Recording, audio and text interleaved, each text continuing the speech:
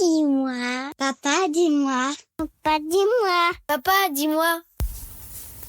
Bonjour et bienvenue sur Papa, dis-moi, le podcast où petits et grands trouvent des réponses à toutes leurs questions. Nous, c'est Aurélie et Franck, parents de 2 filles et créateurs du site papadis-moi.fr. Retrouvez-nous pour cette nouvelle saison où à chaque épisode, toutes les 2 semaines, une nouvelle question et une nouvelle aventure nous attendent.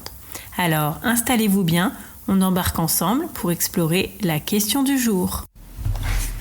Bonjour à tous et bienvenue dans ce nouvel épisode de Papa dis-moi avec une nouvelle question qui est « Papa dis-moi, c'est quoi les volcans ?» Alors, je ne sais pas si vous le savez, mais il en existe encore en France, comme la chaîne des Puys en Auvergne et à La Réunion. La Soufrière de mémoire. Oui, c'est ça. La Soufrière. Je regardais mes notes. Mais bien sûr, on en a encore plusieurs dans le monde. On a l'Etna en Italie. On a le Vésuve. Ouais, d'ailleurs, très célèbre par rapport à la destruction de la ville de Pompéi. La montagne Pelée, le Krakatoa et un tellement connu par son nom qui est très dur à prononcer, Eyjafjallajökull. Très bien prononcé. D'ailleurs, vous devez vous en souvenir, il y a un film sur le sujet. Donc voilà, tout cela, tous ces volcans ont marqué l'histoire, comme le Vésuve ou Eyjafjallajökull, ou d'autres pour leur impact sur la vie de tous les jours. On se rappelle encore de la Soufrière où ça a impacté des déplacements de population, etc. Ou Eyjafjallajökull qui avait bloqué toute l'aviation pendant un certain moment. Donc voilà. Mais on va revenir à la question qui est « c'est quoi un volcan ?» D'ailleurs, pour les collégiens qui nous écoutent, vous devez l'avoir étudié à l'école. Nous d'ailleurs, moi je me souviens en l'occurrence quand j'étais au collège d'avoir fait une exposition sur les volcans et sur les célèbres volcanologues, notamment Harun Tazieff. Exactement. Quand on pense à un volcan, on imagine quoi ? On imagine une montagne, tout d'accord, avec un puits en son centre. Un peu comme quand tu fais une purée et que tu fais un trou au milieu. Sauf que dans son centre, c'est de la lave qui est en train de bouillir, qui fait des bulles. Et voilà, donc qui est prête à exploser, qui est prête à exploser, à tout envoyer de la matière en fusion partout sur des kilomètres dans l'entour. Et donc, ou de la lave qui est en train de couler le long des parois un peu plus extérieures de la montagne.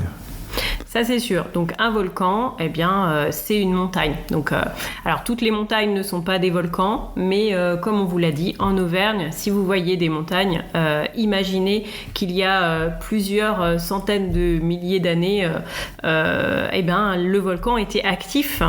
Et donc, qu'est-ce que c'est du coup techniquement ? C'est quoi un volcan ? Comment ça fonctionne, Franck ?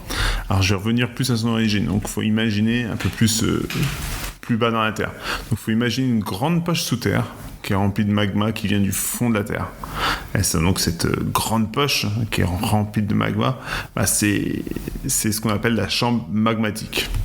Donc par la pression qui est exercée par le cœur de la Terre qui pousse continuellement du magma et qui le pousse vers l'extérieur, en fait il faut imaginer que la roche en fusion qui accumule et qui pousse vers qu'on appelle ça, c'est vers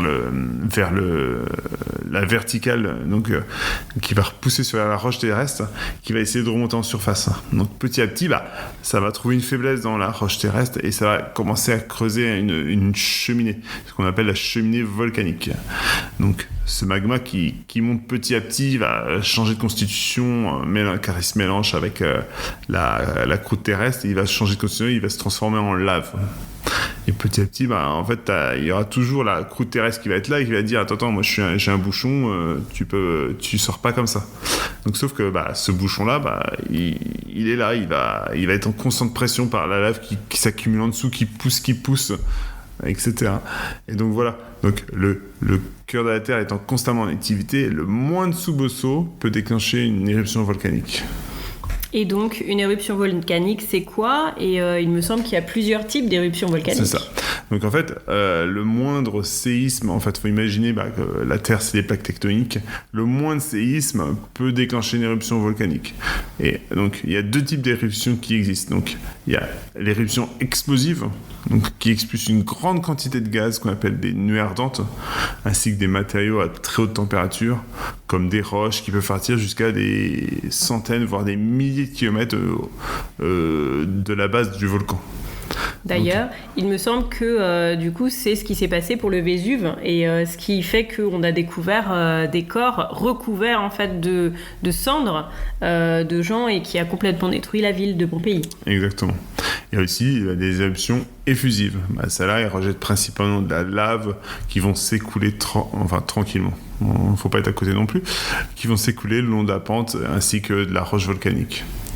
On considère l'éruption effusive comme moins dangereuse que l'éruption explosive car elle est plus prévisible et plus lente. Donc tu comprends désormais que les volcans sont très puissants, très dangereux par ce qu'ils peuvent engendrer. Mais bon, t'inquiète pas, ça n'arrive pas toujours qu'un volcan sorte à côté de chez soi. Donc c'est vraiment que dans certaines zones du globe qui sont souvent soumises à ce qu'on appelle des séismes et qui sont souvent au courant de ces zones-là.